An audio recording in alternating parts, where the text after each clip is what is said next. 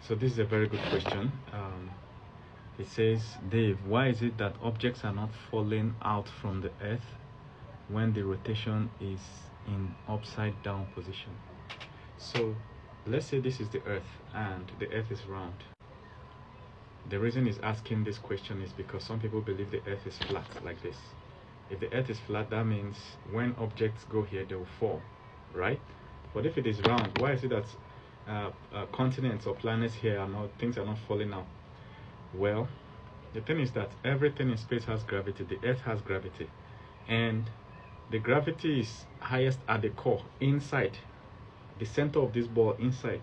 So picture it like a magnet. Let's say this earth is this ball is a magnet, and the strongest magnet is in the center, inside, right? So it's pulling everything. So the truth down is actually inside the center of the earth. So when you're walking on the road, the center of the earth is actually pulling you. So you're walking on the road on the surface of the earth because the center is pulling you towards itself. The ground is between you and the center. That's why you're not falling in. If you get to a pit, you will go further down. If you get to the ocean, you will go further down. So any chance you get, the earth will pull you further down towards the core. So the people here, they are not upside down. They will be experiencing the world as if they are on top, because what is pulling them is in the center. You understand? So anywhere you are in, it's up. There is no down. In space, there is no down. You understand? Down is only where the stronger magnetic force is.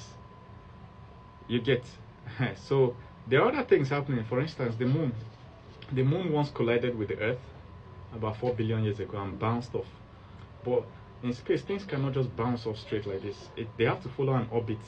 So the earth is pulling the moon is bouncing off this way, rotating around and moving away. So every year the earth moves away from the earth by 1 inch. No, the moon moves away from the earth by 1 inch with each rotation. With each rotation is moving 1 inch. Each rotation. And the earth is turning like this. The moon is tidally locked, it's not spinning. It's facing the earth. So some objects are spinning depending on the rotation or whatever ancient impact they had. The earth is spinning and chasing the sun. The sun is moving like the earth is moving like this. The sun itself is rotating around itself, round. The earth is rotating around itself and rotating around the sun, chasing it because it's trapped in the sun's orbit. Something huge can come and knock earth off the sun's orbit. You understand? Or sun's gravitational pull. That's what I mean, right? So, but this gravitational pull of the sun is so powerful, right, that for something to be knocked, for Earth to be knocked off of it, the distance Earth has to go to not be pulled by the sun is very, very, very, very far. Very, very far. So that's the way gravity works. The thing is that everything that exists has gravity, including you. You have gravity. So if you are in space now, if a smaller object passes you to come towards you, your body will be acting like a magnet in space. So if you are floating in space now, let's say an ant is passing, it will attempt an orbit around you and come to your body and gum on your body. You understand? The reason why it's not happening on Earth is because you and the ant are being pulled by the gravity of the Earth itself. The Earth is significantly bigger than you and the ant, so the gravity of the Earth is bigger. So it is actually happening on Earth. If Earth is spinning like this and the rock is flying in space, if it comes towards Earth, it will do an orbit and crash in. That's what we call shooting star. If you are in the villages at night, I've not seen it in town, right, because of the smoke from fumes from vehicles and all. But if you're lying down at night and you're looking at a clear sky, occasionally you will see a streak of light to be like light. It's called shooting star. That's actually, you see that it never really comes straight. It's always at an angle, because this is like a rock flying past Earth, and then it comes into Earth orbit. It will rotate around Earth. Some of them can rotate for thousands of years, just coming closer and closer and closer for thousands of years. Finally, they get to a point where they will just, they are too close to Earth, and then they will fall into Earth's atmosphere and crash. So, and this is how water came to Earth. All the water we have tested so far crashed in from outside space as rocks, ice blocks. All this ocean you're seeing, there was an age on Earth development that they were crashing in from outside space. There are sometimes scientists suspect that there might be water closer to the core of the earth that actually formed on this planet. But 99.99% of water came from outside space. The other things that came from outside space, example, gold. All the gold we have came from the heart of a dying star. So when a star wants to die, it will explode. All right. So the gold that is from there is what we're using on Earth. All these gold jewelries and everything, they crashed in. That's why they are digging them from the ground, because they crashed in thousands of years ago on Earth. You understand? And the funny thing is that there is gold in your body. You understand? Your body uses all these things that crash from Earth to make itself. For instance, 70% of Earth is water. 70% of the surface of the Earth. 70% of your body is water. It's not the same kind of water, but it's water. You understand? Your body used the elements on the Earth to make itself. That's how we know that we did not come from outside space. The gold on Earth, it can be found in the human body too. A small quantity of gold. What of iron? Iron that you are saying that they used to build stuff, all this iron they used to build stuff, it crashed from outside space. So they still dig up lumps of iron from the ground, from where it crashed. That's why anywhere they see a small lump of iron in the ground, they know there will be more there because it must have crashed from the skies. And your body uses iron. Why?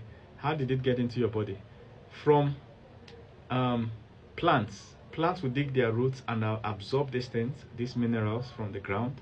And then herbivores will eat it, like goat, sheep. They will eat it. Then we eat the goat. You know, catch the sheep and eat it. And then it enters our body. That's how these things get into our bodies. And our bodies need it to function at different percentages. So, literally speaking, you are made of stardust. And these things were formed in stars. This iron, it was formed in stars. The gold was formed in stars. You know, hydrogen and oxygen. That's what makes up water. You understand? So at the end of the day, you see that we are literally stardust. You know, scientists once tried to check. They are looking for a way to tell if an alien, we were made in another planet and brought here some millions of billions of years ago. Not just we, but living things. Was it that living things evolved on Earth, or that it was brought from outside space? Maybe some alien species brought it. Till today, there is no definitive answer. But the strongest common sense answer is that they have checked the bodies of living things. They have not seen anything that is extraterrestrial in the body of living things, except consciousness. The fact that if you take any living thing and break it into pieces, you will not see where is the consciousness, where is intelligence. How does it know that it's a component? Like now, this is a non-living thing. It doesn't know anything. It doesn't behave like it knows anything, right? But if you get something like a tortoise or a goat, you see that the goat behaves like it knows that it's a goat, and then the environment is different from it. That knowledge, you can't see it by dividing the animal. You can only tell which parts of it you can remove and it will stop being a living thing. For instance, if you remove the head, it will stop being a living thing. You remove the heart, you can't point to where the consciousness is. You understand? So outside that, we have not seen any conclusive evidence that we were made outside and brought here. It looks like we're just part of the earth passing through a phase. We're in the phase of the earth where it has life.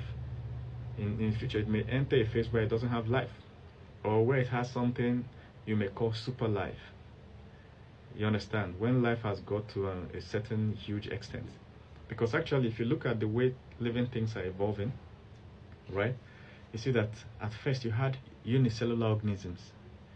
Organisms that are made of one cell. The entire living thing is just one cell, very tiny.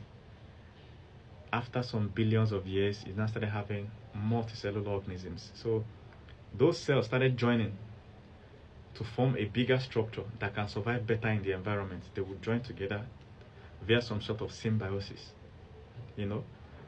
Then gradually they started developing things like hands and legs so that they can survive better on Earth.